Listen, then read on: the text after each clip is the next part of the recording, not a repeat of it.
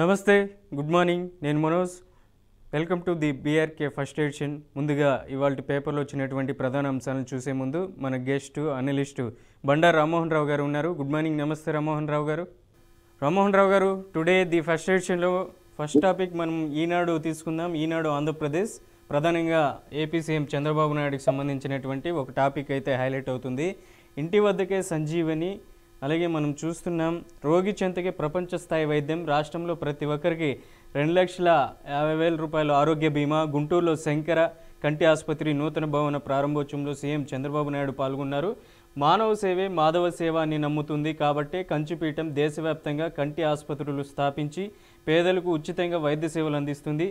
ఆది శంకరాచార్యులు స్థాపించిన కంచిపీఠం ఆది నుంచి హిందూ ధర్మ పరిరక్షణకు పాటుపడుతుంది. 1977లో ప్రారంభమైన శంకర కంటి ఆసుపత్రులు ఎందరో పేదల జీవితాల్లో వెలుగులను ప్రసాదించాయి.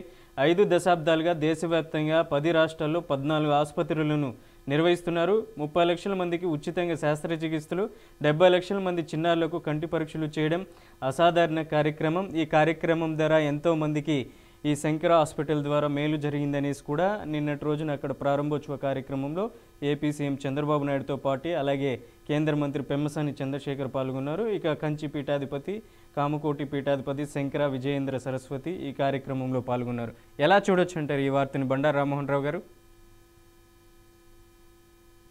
సర్వేంద్రియానం నయనం ప్రధానం అంటారు. ఖచ్చితంగా ఇవాళ కన్నుని మించిన అవయవం లేదు. కన్నుంటే కదా ప్రపంచాన్ని చూసేది. కనుక కంటి ఆసుపత్రి నిర్వహణలో కానీ వాటి నిర్వహణలో కానీ ఆది శంకరాచార్య ఆనాడు అసలు స్థాపించిన ఈ మఠాలన్నీ ఆది శంకరాచార్య 17 నుంచి కాశ్మీర్ దాకా వెళ్ళి ఆనంద లహరి, మనం శివానంద లహరి, సౌందర్య లహరి, అట్లాగే వివేక చూడమని, భజగోవిందం అనేక రచనలు చేసి ఆనాడు ద్వైతాన్ని అద్వైతంగా మార్చి, అంటే 2 మతాలు శైవం వైష్ణవం ఒకటేనని చెప్పి, నరనారాయణలు ఒకటే అని చెప్పి చాటిన ఆయన స్థాపించిన మఠాల ఆధ్వర్యంలో ఇవాళ అవి శంకర నేత్రాలయాలు చాలా ఉన్నాయి దేశవ్యాప్తంగా. అట్లా ఇక్కడ కూడా మనకు ఆంధ్రప్రదేశ్ లో స్థాపించడం మంచిది. ఆ ఇనాగ్రేషన్ సందర్భంగా చంద్రబాబు నాయుడు గారు మంచి వార్త. అందరికీ ఆరోగ్యం. ఇప్పుడు అన్నిటికంటే ముఖ్యం ఆరోగ్యం ఉంటేనే విద్య ఆరోగ్యాలు ముఖ్యం. ఉపాధి కల్పన ఆరోగ్య వాళ్ళు వస్తుంది. కనుక ఆరోగ్యం బాగుండాలంటే మనకు డబ్బులు కావాలి. మరి డబ్బులు కావాలంటే ఎక్కడి నుంచి వస్తాయి? కనుక దాని మీద ప్రతి ఒక్కరికి 2,50,000 వైద్యాన్ని ఉచితంగా అందించారు. అంటే సమాజంలో ఏ కార్డు లేకుండా అందిస్తే మంచిది. ఇది ఒక రకంగా చెప్పాలంటే మన బ్రిటన్ ఆదర్శం. మనకు బ్రిటన్ లో నేషనల్ హెల్త్ సర్వీస్ అని ఉంటున్నది. అది సామాన్యుడికి, ప్రధానమంత్రికి, ఎవరికైనా సరే ఒకటే వైద్యం. అందులో ముఖ్యంగా ఏంటంటే అందరికీ, అంటే మనకి రేషన్ కార్డు ఇలాంటి ఏమి లేదు, ఎవరైనా పోవచ్చు, ఎవరైనా వైద్యం చేసుకోవచ్చు, ఫ్రీ వైద్యం. అమెరికాలో అదే మన వైద్యం చాలా ఖరీదైంది.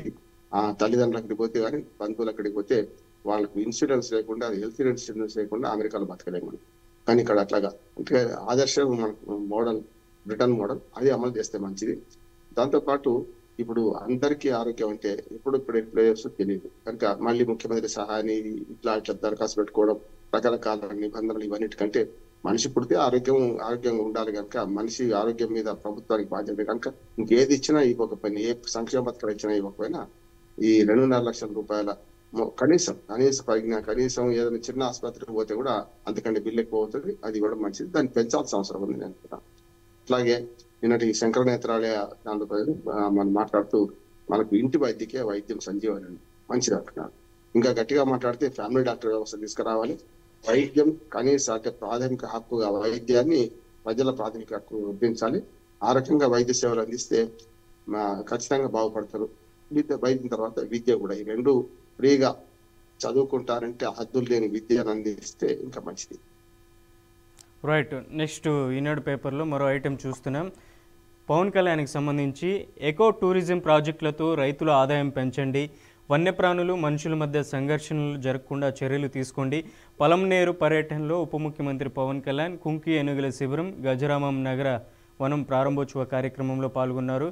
ఏదైతే అటవీ పర్యావరణ సంబంధించినటువంటి అక్కడ ప్రధానంగా మనం చూస్తున్నాం, దాడి చేస్తున్నాయి చాలా వరకు. అన్నమయ్య, శ్రీకాకుళం, పార్వతీపురం, చిత్తూరు, తిరుపతిలో ప్రధానంగా పంట నష్టాలు ఎక్కువగా, ఏనుగులు అలాగే కోతులు దాడితో రైతులు తీవ్రంగా నష్టపోతున్నటువంటి సందర్భంలో ఈ కుంకి ఏనుగులు కర్ణాటక నుంచి ఒక 3 ఏనుగుల్ని మన ఆంధ్రాకి తీసుకొచ్చారు. దానికి సంబంధించినటువంటి పవన్ కళ్యాణ్కి సంబంధించినటువంటి ఇమేజ్ క్లిప్పింగ్ కూడా మనం ఈనాడు హెడ్లైన్లో చూస్తున్నాం. ఎలా చూడొచ్చు అంటారు? అలాగే నిన్నటి రోజున బండారు రామ్మోహన్ రావు గారు కుంకి ఏనుగుల ప్రారంభోత్సవంలో ఇటువైపు పాల్గొన్నారు. మరోవైపు తిరుపతిలో ఫారెస్ట్ ఏరియాలో కూడా అక్కడ ఉన్నటువంటి ఎర్రచందనం దుగ్గల్ని గత ప్రభుత్వాలు అక్కడ ఉన్నటువంటి ఎర్రచందనం భారీ ఎత్తున డంపింగ్ చేశారు, ఎక్కడికెక్కడో తరలించారనేసి దాని మీద కూడా పవన్ కళ్యాణ్ కామెంట్ చేశారు. మరోవైపు గన్ ఫైరింగ్ సంబంధించినటువంటి కార్యక్రమంలో కూడా అక్కడ కూడా పవన్ కళ్యాణ్ పాల్గొన్నారు. ఎలా చూడవచ్చు ఈ అంశాలన్నింటినీ? మంత్రిగా, ఉప ముఖ్యమంత్రిగా, అటవీ శాఖ, పంచాయతీరాజ్ శాఖ మంత్రిగా, గ్రామీణాభివృద్ధి శాఖ మంత్రిగా వారు ఈ పనులు చేయడం మంచిది చేస్తున్నట్టు కూడా వారి శాఖకు సంబంధించిన అంశాల పట్ల చాలా రోజుల తర్వాత ఫారెస్ట్ ముఖ్యంగా ఎర్రచందనం స్మగ్లింగ్ మీద దృష్టి పెట్టారు. మంత్రి తలుచుకుంటే కానిదేం లేదు కనుక ఇప్పుడైనా చేయాల్సిన అవసరం ఉంది. మొట్టమొదటి ఏనుగుల సంగతి చెప్తాను. ఏనుగులు ఎప్పుడు గుంపుగా తిరుగుతాయి. ఆ గుంపులు చాలాసార్లు పంట పొలాల మీద దాడి చేయడం, మొత్తం పంటను ధ్వంసం చేస్తుంటాయి. చూస్తాను నేను చాలాసార్లు మన పనుల నుంచి కుప్పం దాకా ప్రయాణించిన వాడిని. రోడ్డుకు అడ్డంగా ఏనుగులు వస్తాయి, మనం వెనక్కి తిప్పుకొని పోవాల్సిందే. ఒకవేళ అవి దాడి చేస్తే మనం బతకలేము. అందుకని చాలా జాగ్రత్తగా ఉండాలి. రోడ్డు మీద కూడా అడ్డంగా వస్తుంటాయి, సెలయేర్ల దగ్గర, జలపాతాల దగ్గర స్నానాలు చేస్తుంటాయి. ఇవన్నీ పంటల పొలాల మీదకి వస్తే చాలా పెద్ద ఎత్తున నష్టం జరుగుతుంది. అరటి తోట తొక్కేస్తే మొత్తం తోట అంతా రైతు బతుకు చింద్రమే అవుతుంది. ఇట్లా పంట పొలాల ధ్వంసాలు ఇవన్నీ చేస్తుంటాయి. వాటి మీద రాకుండా చేయడం ఒకటైతే, రెండోది ఏంటంటే చిన్న చిన్న మనకు ఫెన్సింగ్ చేసి, అంటే సోలార్ ఫెన్సింగ్ లాంటిది వేసి దాన్ని చాలా పవర్ఫుల్ కావాలి. మన ప్రజలకు ప్రాణాలు హాని కాకుండా చేయాల్సిన అవసరం ఉంటుంది. రెండోది పంట పొలాలు నష్టమైనప్పుడు వాడికి పరిహారం ఇస్తారు. అది చట్టంలో ఉంది, అటవీ చట్టంలో ఉన్నది. పరిహారం సరిగ్గా అందలేదు. పంట పొలాలకు పెద్ద ఎత్తున నష్టమైతే అరకొర 10,000, 5,000 ఇచ్చి ఊరుకుంటున్నారు. అట్లా కాకుండా ఎంత పంట పొలం నష్టమైనా అంత ఇవ్వాల్సిన అవసరం ఉంది. ఎందుకంటే వన్యప్రాణుల లక్ష్యంలో ఇవన్నీ కూడా మనకు వాటి రక్షించాల్సిన అవసరం ఉంది. కనుక అటవీ చట్టాల ప్రకారం ఆ చట్టాన్ని సరిగ్గా అమలు చేస్తుంది. చట్టం లేకుంటే రెండోది తిరుపతిలో ఎర్రచందనం చాలా పెద్ద కుంభకోణం. చాలా పెద్ద ఎత్తున రాజకీయ నాయకులు అండ లేకుండా ఈ ఎర్రచందనం కుంభకోణం జరగదు. దాన్ని నివారించాలి. చాలా పెద్దది. ఒక రకంగా చెప్పాలంటే సినిమాలో హీరో కాదు, హీరోయిజం కాదు, నిజ జీవితంలో హీరోయిజం చూపించాల్సిన బాధ్యత ఇప్పుడు అవసరం. ఈ ఎర్రచందనం దొంగలకు పని పట్టాల్సిన అవసరం లేదు. ఎందుకంటే మీరు మన కేవలం ఎర్రచందనం దొంగలు కొట్టడము, దాన్ని రవాణా చేయడం వీళ్ళని చూస్తున్నాం. రవాణా వెనుక ఉన్న మన మనుషులను చూడకుంటే కష్టం కదా. ఇప్పుడు ఎక్కడికి పోతున్నాయి, విదేశాలకు పోవాలంటే పోర్టుకి వెళ్ళాలి. పోర్టు దాకా ఎవరు పట్టుకోవడం లేదు, అందరికి ఎక్కడికక్కడ మామూలు ఇస్తున్నట్టే కదా. అంటే ఈ పెద్ద అవినీతి వ్యవస్థలో కేవలం మనం అడవిలో ఉన్న దొంగల గురించి మాట్లాడుతున్నాము. నేను ఇవాళ ఒక మాట చెప్తాను. ఇవాళ మనకు అడవి దొంగ వీరప్పను గడగడలాడించిన పందిలపల్లి శ్రీనివాస్ గారి వర్ధంతి. వారు కర్ణాటకలో అడవి దొంగ వీరప్పను బంధించిండు. మన గెస్ట్ హౌస్ లో బంధించి వారి జైల్లో ఉంటే వాడు తప్పించుకోవడానికి కారణం అధికారులు కాదా అన్నాడు. చివరికి ఆయన చేతిలో మరణం పొందింది. వాళ్ళు 36 ఏళ్ల తర్వాత కూడా కర్ణాటక ప్రభుత్వం పెద్ద ఎత్తున గౌరవిస్తుంది. మనం ఇంకా గౌరవిస్తుంది. మన రాజమండ్రికి చెందిన యువకుడు గౌరవిస్తాడే. మనం ఇష్టంగా చెప్పాలి అంటే సందర్భోచితంగా చెప్తున్నాను మీకు మనోజ్. అంటే పందిలపల్లి శ్రీనివాస్ గురించి ఒక ప్రోగ్రాం చేద్దాం మనకి ఖచ్చితంగా. మన తెలుగువాడు ఇదే అడవి దొంగల పని పట్టడానికి, అడవిలో కలప దొంగతనం, మళ్ళీ జంతువులు మన ఏనుగు కొమ్ముల దంతాలు దొంగతనం చేసిన వీరప్పని పనిపట్టిన వర్ధమానం పందిళ్లపల్లి శ్రీనివాసు రాజమండ్రి IFS ఆఫీసర్, కీర్తి చక్ర దేశం అంతా గుర్తించి ప్రపంచం అంతా గుర్తించింది, మనం గుర్తించడం లేదు ఇంకా. అటువంటి మహానుభావుడి వర్ధంతి రోజున ఇవాళ మాట్లాడుకుంటున్నాం. అడవి దొంగల పని పట్టాలంటే ఇటువంటి అంటే రాజకీయ దృఢ సంకల్పం ఉండాలి. రాజకీయ దృఢ సంకల్పం లేకపోతే ఈ దొంగలు ఉంటాం. ఎవరిని పట్టుకుంటున్నాం మనం? కేవలం చెట్టు నరికిన వాడిని, ఆ దొంగలను రవాణా చేస్తున్న వాళ్ళు పట్టుకుంటున్నాం. దీని వెనక చాలా పెద్ద ఎత్తున మాఫియా ఉంది. ఇదంతా హీరోయిజం పైకి ప్రదర్శించేది. ఆ మాఫియాను పట్టుకుంటే అది ఎర్రచందనం దొంగని పట్టుకోవచ్చు. వాళ్ళందరూ బయట దేశాల దాకా పంపుతున్నారంటే ప్రతి అడుగున రాజకీయ నాయకులు, అట్లానే అధికారుల అవినీతి, ఆశ్రిత పక్షపాతం, దొంగతనం ఉన్నది. కనుక మన అసలు దొంగలు పట్టుకోవాలంటే మూలాలు వెతకాలి. నిన్న చాలా ఆహ్లాదకరంగా అనిపించింది. పవన్ కళ్యాణ్ గారు మన కుంకి ఏనుగల దగ్గరికి వెళ్తే సలాం పెడుతున్నాయి. అవి చాలా అంటే ఆ కోపానికి వస్తే మనం భరించలేము. కానీ ప్రేమ చూపెడుతుంటే బాగా ప్రేమ చూపెడితే మనకు అర్థమవుతుంది. మొత్తం మీద నిన్న పవన్ కళ్యాణ్ అర్థవంతమైన పర్యటన ఈ 3 కూడా. కాకపోతే పెద్ద ఛాలెంజ్ అని స్వీకరించారు. ఆ ఛాలెంజ్ ఫుల్ఫిల్ చేస్తే నిజ జీవితంలో కూడా పవన్ కళ్యాణ్ హీరో అయ్యే అవకాశం ఉన్నది. రైట్. నెక్స్ట్ తెలంగాణ ఈనాడుకు సంబంధించి వార్తను ప్రధానంగా చూస్తున్నాం. కేసీఆర్కు భవిష్యత్తు లేదు, గతమే ఆయన తెలంగాణ ఆత్మని చంపేశారు. OT.15 లక్షల ప్రభుత్వ ఉద్యోగాలు ఉన్నాయని చెప్పి 10 ఏళ్లలో ఎందుకు భర్తీ చేయలేదు? కాంట్రాక్టర్లకు 1.86 లక్షల కోట్లు చెల్లించారు. ఒక్క సాగునీటి ప్రాజెక్టును కూడా పూర్తి చేయలేదు. తెలంగాణలో 1,00,000 కోట్ల కాళేశ్వరం 3 ఏళ్లలో కుదేలైపోయింది. 8.11 లక్షల కోట్ల అప్పుతో మాకు అప్పగించారు.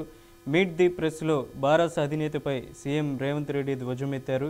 హైదరాబాద్ అభివృద్ధికి కిషన్ రెడ్డి అడ్డుపడుతున్నారంటూ కూడా సీఎం రేవంత్ రెడ్డి ప్రధానంగా చెప్తున్నారు. ఈ వార్తకు సంబంధించి మనం ఎలా చెప్పుకోవచ్చు అంటారు బండారు రామ్మోహన్ రావు గారు? నాకైతే మొత్తం నేను ప్రెస్ మీట్ చూసాను. అది మీట్ ది ప్రెస్, అది ఎలక్షన్ ప్రచారం, అంతకంటే కాదు. జూబ్లీ ఎలక్షన్ ప్రచారం మొన్ననే సాయంత్రం అయిపోయింది. ఒక రకంగా ముఖ్యమంత్రి దాన్ని ఉల్లంఘించి ఒక రకంగా జూబ్లీ ఎన్నికల ప్రచారం చేసుకున్నారు. నేను అంటున్నాను, మీట్ ది ప్రెస్ నేను పెట్టాల్సిన అవసరం లేకుండా పెట్టారు. పెట్టిన దాన్ని చాలా దుర్వినియోగం చేసి ఉన్నారు స్పష్టం. అంటే చెప్పదలుచుకుంది ఏంటి, 2 ఏళ్ళు పూర్తి కాలే, వచ్చే మన డిసెంబర్ 7 నాటికి 2 ఏళ్ళు పూర్తి. 2 ఏళ్ళు పూర్తయిన సందర్భంగా పెట్టినట్టు వేరు ఉంటుండే, ఎలక్షన్స్ అయిపోయినాక పెట్టినట్టు వేరు ఉంటుండే. ఈ ఎలక్షన్ టార్గెట్ చేసుకుని జూబ్లీ ఎలక్షన్లలో ఇవాళ ప్రచారం చేయలేడు కనుక చివరిగా ఇవాళ ప్రచారం చేసుకుంటే పేపర్లలో వస్తుందని చెప్పి చేసుకున్నారు. అర్ధరహితంగా మాట్లాడాడు ఆయన. నిజంగా నీ 2 ఏళ్ల తాను చేసిన గొప్ప చెప్పుకుంటే ఎవడొద్దాను, 2 ఏళ్ళు కొన్ని ఎలా దక్కున్నది అది కూడా అన్నాడు. 2 ఏళ్ళు పూర్తిగా వస్తున్నది అన్నాడు అని 2 ఏళ్లలో తాను చేసిన గొప్ప చెప్పుకుంటే మంచిది. కానీ పరనింద, ఆత్మస్తుతి ఈ 2 చేస్తున్నాడు. చాలా దుర్మార్గమైన విషయం అక్కడ. ఆయన కోపంతో నట్లేదు. ఒక ముఖ్యమంత్రి ఇవాళ అధికార దుర్వినియోగం చేసి మీట్ ది ప్రెస్ పెట్టించుకొని ప్రెస్ వాళ్ళందరినీ పిలిచి ఇవాళ హైలైట్, వార్తలలో హైలైట్ కావాలని చూసిండు కదా. ఇది ఎన్నికల కమిషన్ దీన్ని దృష్టిలో తీసుకోవాలి. ఎందుకంటే వాటి నుంచి నేను సాయంత్రం అయితే ప్రచారం చేయొద్దు, ఇంటింటి ప్రచారం చేయొద్దు, ఇంటింటి ప్రచారం చేసుకోవచ్చు కానీ ఎక్కడ బహిరంగ సభలు పెట్టవద్దు. ఇది ఒక సభ లాంటిదే కదా. అందుకని నిజంగా చెప్పానంటే ప్రెస్ మన ఏమంటారు ప్రెస్ అకాడమీ కానీ వీళ్ళందరూ ఆలోచించాల్సింది ఏంటంటే అనవసరంగా ఇటువంటి రాజకీయ నాయకులకు ఎన్నికలకు ముందు తెల్లారితే ఎన్నిక ప్రచారం కల్పించాల్సిన అవసరం లేదు అంటున్నాను. అందుకని ఏమంటున్నా అంటే ఇది ఒక రకంగా ఎన్నికల నిబంధనలు ఉల్లంఘించడమే. ఆయన ప్రెస్ లో మాట్లాడితే పాజిటివ్ గా నేనేం చేశాను 2 ఏళ్ళలో చెప్పుకుంటే ఏం కాకపోతుంది, కనీసం అది కూడా తప్పే. ఈ 2 ఏళ్ళలో ఏం చేసుకోవాలని చెప్పి జూబ్లీ ఎన్నికల మీద ప్రభావం పడితే రాష్ట్ర వ్యాప్తంగా ఎన్నికల కోడ్ లేదు కనుక నా ఇష్టం ఉన్నట్టు పనిచేస్తా అంటే ఎట్లా? అందుకని నా ఉద్దేశం ఏంటంటే అందులో మాట్లాడిన సరుకు లేదు, కేసీఆర్ నామస్మరణ తప్ప. ఇంకా 2 ఏళ్ల తర్వాత కూడా కేసీఆర్ నామస్మరణ చేస్తున్నాడు తప్ప ఇంకోటి ఏం లేదు అంటున్నారు కదా మీరు. ఇప్పుడు మన హిరణ్యకశ్యపుడు కదా ఏడురాజు శ్రీహరి అన్నట్టు ప్రహ్లాదుని కంటే ఎక్కువ మన నారసింహుని నామజపం చేసింది ఎవడు? హిరణ్యకశ్యపుడు. అందుకని ఇక్కడ కూడా అదే అంటున్నాను, నారసింహుని భజన చేసిన హిరణ్యకశ్యపుడు లాగానే వీరు కూడా ఏం చేస్తున్నారంటే మాట్లాడితే కేసీఆర్ ముందు కేసీఆర్ వెనుక కేసీఆర్. 13 లక్షల అప్పు అంటున్నారు. 13 లక్షల అప్పు ఎక్కడ చూపించాలి కదా. కాగే ఏం చెప్తున్నది, అసెంబ్లీ సాక్షిగా ఏం చెప్పారు? అబద్ధాలు అర్థసత్యాలు చెప్పుకుంటూ ఇవాళ కరెక్ట్ కాదు. నేను కేసీఆర్ సమర్థించడం కాదు, కేసీఆర్ పేరు మాటకు ముందు వెనుక బొమ్మరిల్లు సినిమాలు నాన్నగారు చెప్పారండి అన్నట్టున్నది కథ అంతా కూడా. ఇంకా పాత ప్రభుత్వాన్ని బదనాం చేస్తే మీ ఆటలు చెల్లవు. మీరు 2 ఏళ్లలో ఏం చేసారో చెప్పండి, వచ్చే 3 ఏళ్లలో ఏం చేస్తామో చెప్పండి. అది కావాలి కదా ప్రజలకు కావాల్సింది. అంతకంటే ఏం లేదు.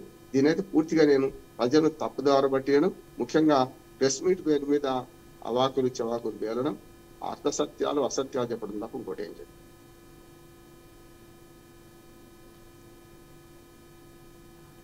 రైట్, నెక్స్ట్ మరో టాపిక్ తీసుకుందాం. ఆంధ్రజ్యోతిలో క్లిక్ నుంచి క్రిప్టో దాకా ప్రధానంగా సైబర్ నేరగాళ్ల నయాదందా కొనసాగుతుంది. వృద్ధులు, సంపన్నులే టార్గెట్. డిజిటల్ అరెస్టులు అంటూ బెదిరింపులకు పాల్పడుతున్నారు. పెట్టుబడి పేరుతో మోసాలు. ఏపీకే ఫైళ్లు పంపి ఆండ్రాయిడ్ ఫోన్ స్వాధీనంలోకి డబ్బులు లూటీ చేశారు. ఎక్కడెక్కడి నుంచో బెదిరింపు కాల్స్ కూడా వస్తున్నాయి. కంబోడియా నుంచి వీడియో కాల్స్. సొమ్ము మ్యూల్ ఖాతాలో పడగానే చైనీస్ గేట్వేస్ ద్వారా క్రిప్టోలోకి, అక్కడి నుంచి ఇతర ఖాతాలకు మళ్లించి విత్డ్రా చేస్తున్నారు. కష్టంగా మారుతున్న సొమ్ము రికవరీ. అప్రమత్తతే ముఖ్యమంటున్న పోలీసులు. ప్రధానంగా లాటరీ పేరుతో నైజీరియన్లు మొదలుపెట్టిన సైబర్ నేరాలు, bank OTP, Aadhaar update, courier మోసాలు దాటి ఇప్పుడు డిజిటల్ అరెస్టుల వరకు చేరాయి. రోజుకో కొత్త ఎత్తుగడతో ప్రజల్ని, సంస్థల్ని దోచేస్తున్నాయి. సైబర్ క్రైమ్ సంబంధించినటువంటి ఈ క్రిప్టో సైబర్ నేరగాలకు సంబంధించి ప్రధానంగా చూస్తున్నాం. కనీసం 10వ తరగతి కూడా పాస్ కాని నిరుద్యోగ యువకులు ఉన్నత విద్యావంతులను బురుడి కొట్టిస్తున్నారని అంటే ఇది ఆశ్చర్యకరమైనటువంటి అంశమే అనుకోవాలి. ఎలా చూడొచ్చు అంటారు బండారు రామ్మోహన్ రావు గారు సైబర్ నేరగాలకు సంబంధించి?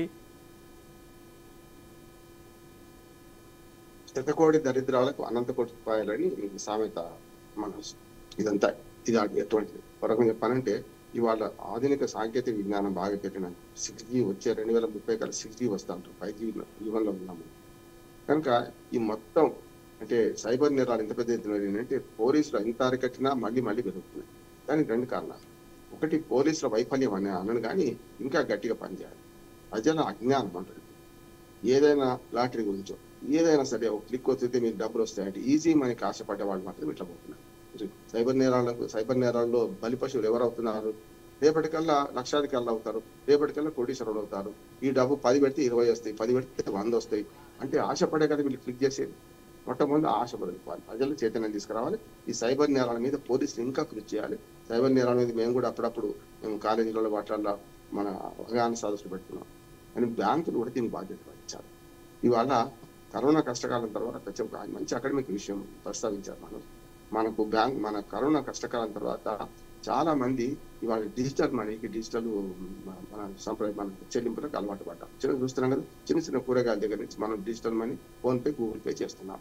అయితే దాన్ని రోజు వాడుతున్నాం కదా, వాడుతుంటే వాళ్ళ అకౌంట్లో ఎంత డబ్బు ఉంది ఇవన్నీ తెలుసుకొని ఏ రకంగా ఒక హ్యాక్ చేసి ఆ హ్యాకింగ్ ద్వారా డబ్బులు కాజేస్తున్నారు అందరూ కూడా. అయితే మనకి మొత్తం ఊరుకోలేం కదా. ఇవాళ ప్రపంచంలో డిజిటల్ పేమెంట్లలో మన భారతదేశం నెంబర్ 1. కోట్లాది చెల్లింపులు జరుగుతున్నాయి ప్రతిరోజు. చెప్తున్నా, చిన్న వ్యాపారం నుంచి మొదలు పెద్దవారు. ఆఖరికి ఒక మాట చెప్పనా, మనం బిచ్చమేమని కార్లో పోతుంటే ఒక ఆమె ఇచ్చింది. అంటే చిల్లలేవు బిడ్డ అన్నారు. వెంటనే మన ఏమంటారు దాన్ని మన స్కానింగ్ పెట్టింది, దాన్ని 10 రూపాయలు వేయండి. అంటే చూడండి, బిచ్చగాళ్ళు కూడా 10 రూపాయలు వేయడానికి స్కానింగ్ పెట్టుకుంటారు, స్కానర్ పెట్టుకుంటారని అర్థం చేసుకోవచ్చు ఎంత చెల్లింపులు పెట్టిందో. ఇవన్నీ ఆధారం చేసుకొని వీళ్ళు వాళ్ళ నాటకం ఆడుతున్నారు. కానీ నేనేమంటానంటే ఒక మాట చెప్తాను, నేను బహిరంగంగా ఆయన చెప్పింది చెప్తాను. డాక్టర్ జయప్రకాష్ నారాయణ గారు, లోక్సత్తా అధినేత, 5 ఏళ్ల క్రితం కరోనా కష్టకాలంలో దాదాపు 8 లక్షల రూపాయలు పోగొట్టుకున్నారు. నిన్న టీవీలో చెప్తున్నారు ఆయన. అంటే చదువుకున్న చదువుకునే వాళ్ళు ఎవరు లేరు. ఆయన ఫోన్ హ్యాక్ అయింది, ఏందో తెలియదు, మేమందరం తిప్పబడి ఏమైతే తెలుసుకున్నాడో 8 లక్షలు మాయమైపోయింది.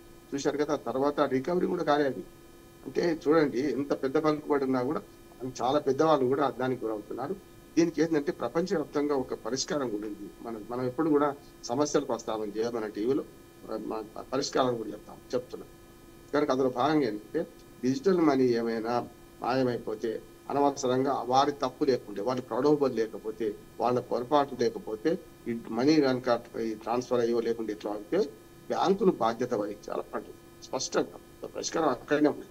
చాలా దేశాల్లో బ్యాంకులు ఏం చేస్తాయంటే ఇట్లా అక్రమంగా మనీ ట్రాన్స్ఫర్ అయితే దానికి బాధ్యత వహించి అయితే రికవరీ చేసి ఇస్తారు, లేకపోతే ఆ డబ్బును బ్యాంకు నుంచి చెల్లిస్తారు.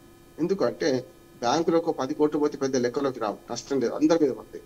కానీ అదే ఒక 10 కోట్ల రూపాయలు ఒక వ్యక్తి నష్టపోయింది అనుకోండి, వాడి జీవితం మొత్తం 10 కోట్లు కాదు, 10 లక్షలు చాలు ఒక జీవితం చిన్నపిల్లం కావడానికి, ఆత్మహత్యలు చేసుకోవడానికి. కనుక ఏమంటున్నా అంటే ప్రజల ప్రలోభాలు తక్కువ కావాలి.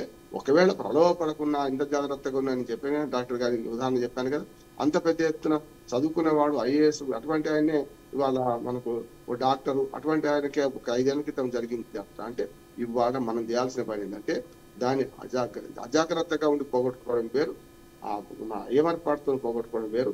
కనుక తప్పు లేకుంటే, వినియోగదారులకు తప్పు లేకుంటే బ్యాంకులే ఖచ్చితంగా దాన్ని నష్టపరిహారం ఇవ్వాలి, అంటే రికవరీ కావాలి.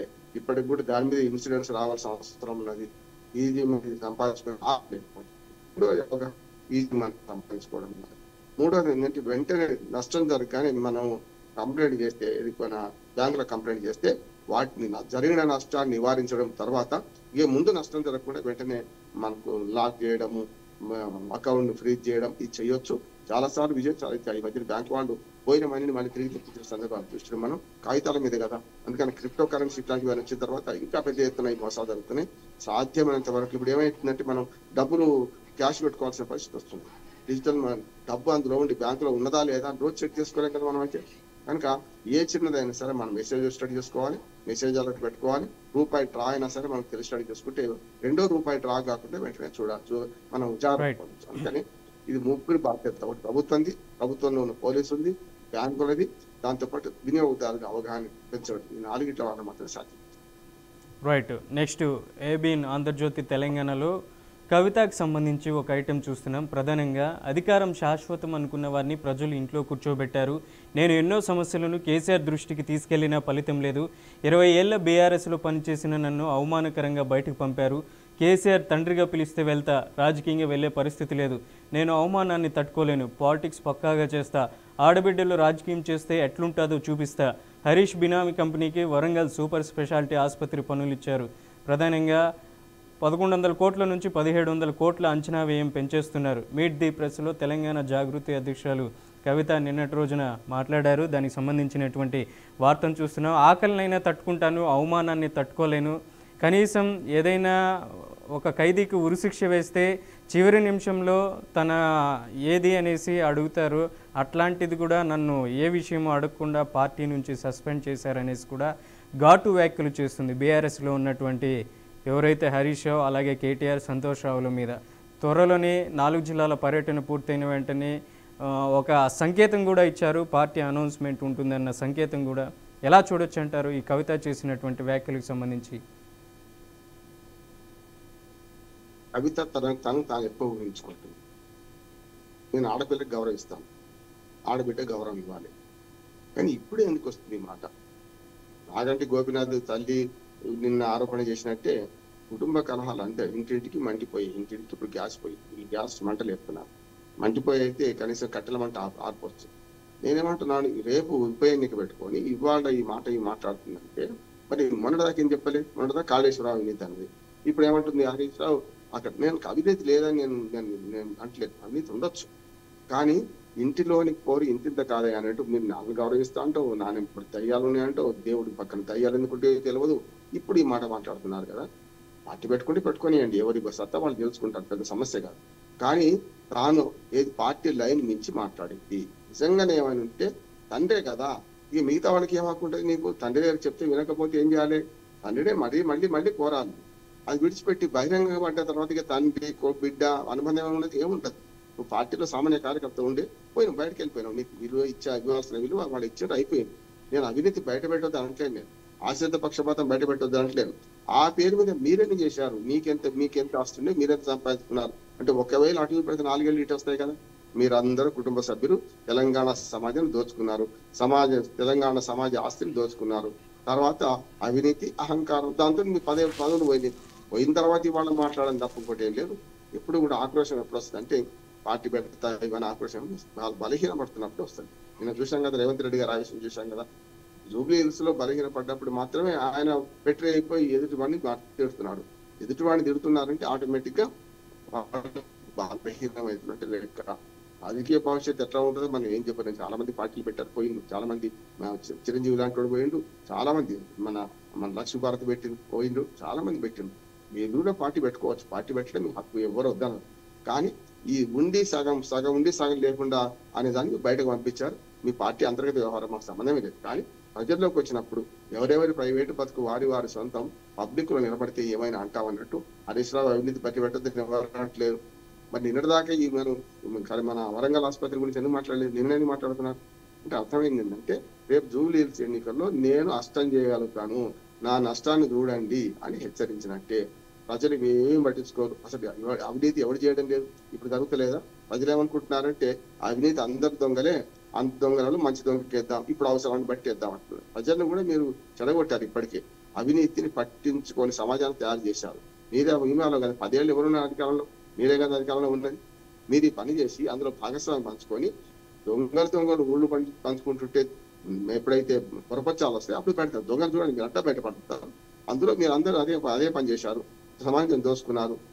అవినీతితో పాటు అహంకారం కూడా పెరిగింది మీకు. మేము తప్ప తెలంగాణ సమాజం దిక్కు లేదని మీ కుటుంబం అనుకుంది, పోయింది. కానీ ఇవాళ ఏమంటున్నానంటే మీరు చేసే పని మీ పార్టీకే ద్రోహం జరుగుతుంది, మీ పార్టీకి నష్టం జరుగుతుంది. అంటే నా నష్టాన్ని చూడండి, నేను బయటకు పోతే నేను చేసే నష్టం చూడండి మీరు చెప్పుకుంటున్నట్టే. ప్రజలు ఆశీర్వదిస్తారా, తిరస్కరిస్తారు, ప్రజలు నిర్ణయిస్తారు. శర్మల గారిని కూడా చూశారు కదా, ఏం చేశారు? మీరు కూడా అంతే అంటున్నాను. కవిత గారు ఇవాళ నిన్న ప్రెస్ మీట్ పెట్టి మాట్లాడడం అనేది కేవలం ఇదంతా వెనక నుండి ఒక ఏదో చెయ్యి ఆడిస్తున్న నాటకం లాగా నాకు అనిపిస్తుంది. రైట్. నెక్స్ట్ మరో టాపిక్ చూస్తున్నాం. తెలుగు రాష్ట్రాల్లో చలి తీవ్రతకి ప్రజలు గజగజ వణికిపోతున్నారు. రాబోయే 10 రోజుల్లో గజగజే. రాష్ట్రంలో మరింత పెరగనున్న చలి తీవ్రత 11, 19 తేదీల్లో పలు జిల్లాల్లో ఉష్ణోగ్రతలు 10 డిగ్రీల లోపు నమోదయ్యే అవకాశం రాష్ట్ర ప్రణాళిక అభివృద్ధి సంఘం హెచ్చరికలు జారీ చేసింది. అలాగే ఇటు ఆంధ్రప్రదేశ్లో కూడా విశాఖ, పాడేరు, అరకులో కూడా ఉష్ణోగ్రతలు పడిపోయాయి. చలి తీవ్రత ఎక్కువగా ఉంది. ప్రజలు సాయంత్రం 6 లోపలనే ఇళ్లలోకి వెళ్ళేటువంటి పరిస్థితి అయితే ఉంది. ఈ చలి తీవ్రత ఎక్కువ కావడంతో ఎలా చూడొచ్చు అంటారు వెదర్ రిపోర్ట్కి సంబంధించినటువంటి వార్త? కాలాల గురించి మనం ఆలోచన చేసి ఇది విచిత్రం ఏం కాదు. 4 నెలలు చలికాలం ఉంటుంది, 4 నెలలు ఎండాకాలం ఉంటుంది, 4 నెలలు వర్షాకాలం ఉంటుంది. నవంబర్, డిసెంబర్, జనవరి, ఫిబ్రవరి 4 నెలలు. పీక్ ఇప్పుడు ఉంటుంది డిసెంబర్, జనవరిలో చలి ఉంటుంది. మా అమ్మ ఎప్పుడని సంక్రాంతికి సంఖ్యలు లేవని చలి ఉంటుండే చెప్పి, శివరాత్రి కల్లా అంటే ఫిబ్రవరిలో, మార్చిలో వస్తుంది. శివరాత్రి కల్లా శివ అని చలి వెళ్ళిపోతుంది. చలికాలం చలి పెడుతుంది, అది సహజం, మనకు కొత్త ఏం కాదు. అంటే ఇప్పుడు ఏమైందంటే వర్షాకాలంలో వర్షాలు పడితే పెద్ద గొప్ప వార్తలు రాసుకుంటున్నాం, చలికాలంలో బాగా చలి పెడితే గొప్ప అనుకుంటున్నాం. గతంలో 4 డిగ్రీలు అంటే 10 డిగ్రీల లోపు కాదు, డిసెంబర్లో, జనవరి ఫస్ట్ వీక్ లో 4 డిగ్రీలు నమోదైన సందర్భం చూస్తాం మనం. మంచు పడ్డం మొదలైంది. యాక్చువల్గా ఈసారి అధిక మాసం వచ్చేసారి వస్తుంది కనుక వచ్చేసరికి వచ్చేకల్లా మళ్ళీ దీపావళి మన నవంబర్ 15-20 మధ్యన వస్తుంది. వాళ్ళు నవంబర్ ఎంత ఉన్నాం మనం 10వ తారీఖులో ఉన్నాం కదా. నవంబర్ చలికాలం మొదలయ్యే కాలమే ఖచ్చితంగా చలి వస్తుంది. కానీ దీనివల్ల మనం గజగజ వణికించాలంటే ఉంటుంది నష్టం. వాతావరణ శాస్త్రం చెప్తున్నారు, ఎట్లాగ ఉంటుంది కాదని లేదు. కానీ దీన్ని తట్టుకునే ప్రయత్నాలు మనం చేసుకోవాలి ఎప్పటికప్పుడు. వర్షాకాలంలో బాగా వర్షాలు పడాలి, ఈసారి మంచి వర్షాలు పడతాయి ఏవైనా సరే. కానీ ఒకటేసారి పడ్డాయి క్లౌడ్ బర్స్టులు, ఒకేసారి పడ్డాం. మొత్తం 4 నెలల్లో పడాల్సిన వర్షం ఒక్కోసారి 2-3 రోజుల్లో పడ్డ సందర్భం చూసినాం మనం. కాలాలు మారతలేవు, కాలాలు మారుతున్నాయి.